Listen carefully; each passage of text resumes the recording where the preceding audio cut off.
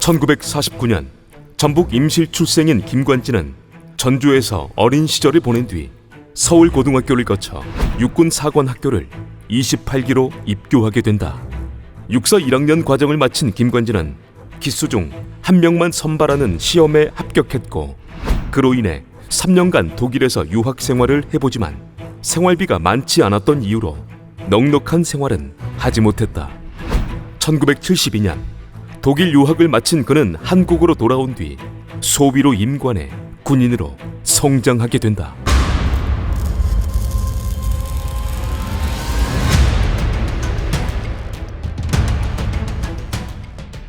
(1972년부터) 36년가량 여러 부대에서 군인으로 살아온 그는 김대중 정부에서 제35사단장, 제2군단장 등을 지냈고, 노무현 정부에서는 제3야전군 사령관으로 임명되었으며 2006년 역시 노무현 정부에서 군 최고 서열이라 할 수 있는 합참의장에 임명되었다.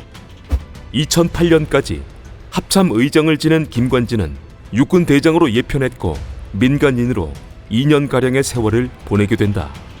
그러나 2010년 도를 넘은 북한이 천안함 사건과 연평도 사건을 일으키고 말았고, 이로 인해 대한민국의 아까운 군인들이 순직해야 했으며 이 일로 당시 국방부 장관이던 김태영이 사임하게 된다. 2010년 10월 당시 대통령이었던 이명박은 새로운 국방부 장관에 김관진을 내정하게 되는데, 청와대는 국군에 대한 신뢰를 회복하고 군 전체의 사기를 회복하는데 김관진이 적임이라는 내용으로 그가 내정됨을 밝혔다. 인사청문회를 통과한 그는 취임식에서 북한이 또다시 우리의 영토와 국민을 대상으로 군사적 도발을 감행해 온다면 즉각적이고도 강력한 대응으로 그들이 완전히 굴복할 때까지 응징해야 한다는 내용을 취임사에 담았고, 취임식이 끝나자마자 연평도로 향했다. 연평도를 방문한 그는 우리 군이 그동안 미온적으로 대응해 이런 일이 발생했다며 강력한 응징을 통해 북한이 다시는 도발할 엄두를 못 내게 강력 조치하겠다는 식의 강경한 입장을 보였다. 또한 취임 이후 그는 연평도에서 포사격 훈련을 진행했는데 북한을 자극할 수 있다는 반대 의견도 있었지만 그는 당하고도 가만히 있으면 얕잡아 온다며 훈련을 밀어붙였다. 그렇게 북에 대해 매우 강경한 입장이었던 김관진에 대해 북한은 지나치게 신경질적인 모습을 보였다. 표적에 김관진의 얼굴을 걸어놓은 다음 군견을 풀어 물어뜯게 했고, 미국 놈의 특등 졸개 김관진 놈이라 비난하기도 했으며 김관진의 얼굴을 관역으로 세워 사격 연습을 하기도 했다. 2011년 1월 김관진이 국방부 장관에 임명된 지 한 달 정도 지났을까, 아덴만에서 3호 주올리호가 해적들에게 피랍되는 사건이 발생했다. 이때 김관진은 합참의장 한민구에게 상황과 군사작전을 보고받았고, 김관진 역시 군사작전을 생각했지만 해적들과 우리 선원들이 뒤엉켜 있어 섣부른 군사작전을 감행한다면 인명피해를 발생시킬 수 있는 매우 조심스러운 상황이었다. 더군다나 해외에서의 인질 구출 작전은 성공한 사례가 없기 때문에 더욱 조심스러웠다. 이때 김관진은 우리 선원 중 2명 이상의 사상자가 나오면 모든 책임을 지고 자신이 물러나겠다는 식의 말을 하며 이명박에게 군사작전을 건의했고, 이명박은 인명피해를 최소화할 수 있도록 철저히 준비하라는 말로 작전을 승인했다. 그렇게 아덴만으로 출동한 청해부대원들은 해적들로부터 우리 선원들을 구출해냈다. 물론 이 일은 김관진을 비롯한 수뇌부의 판단도 그렇지만 청해부대 대원들이 인정을 받아야 할 것이다. 시간은 흘러 2013년 새 정부가 출범했고, 새로운 국방부 장관에는 김관진과 육사 동기인 김병관이 내정되었다. 퇴임을 앞둔 김관진은 김병관이 임명되면 자신은 퇴임 후 강단에 설 계획들을 밝힌 바 있었다. 하지만 김병관은 인사청문회 과정에서 여러 의혹들이 불거져 자진 사퇴하고 말았고, 결국 당시 청와대는 김관진의 유임을 결정했다. 새 정부가 과거 정부에서 임명된 국방장관을 유임한 것은 국방부 창설 이래 처음 있는 일이었다.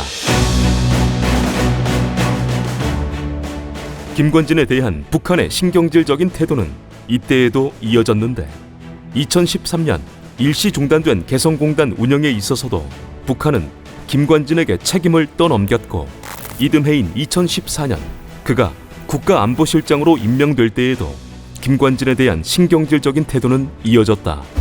그가 국가안보실장으로 임명된 시기 북한의 조선중앙통신은 김관진에 대해 욕설 수준의 비난을 했고 김관진의 임명을 또 하나의 기만극이라 전했으며 그의 임명으로 인해 한반도의 정세가 악화될 것이라는 말까지 덧붙였다.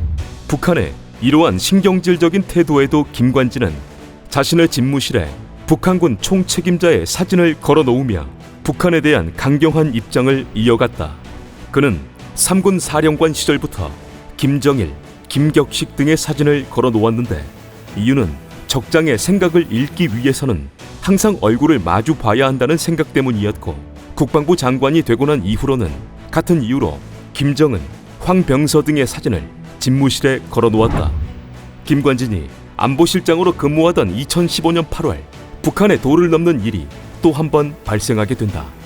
경기도 파주 인근 비무장지대에서 정기적인 작전 수행을 위해 우리 군은 비무장지대 통문을 지나게 되었고 이때 북한군이 묻어놓은 것으로 추정되는 목함 지뢰로 인해 우리 군 2명이 중상을 입는 안타까운 사고가 발생하고 말았다.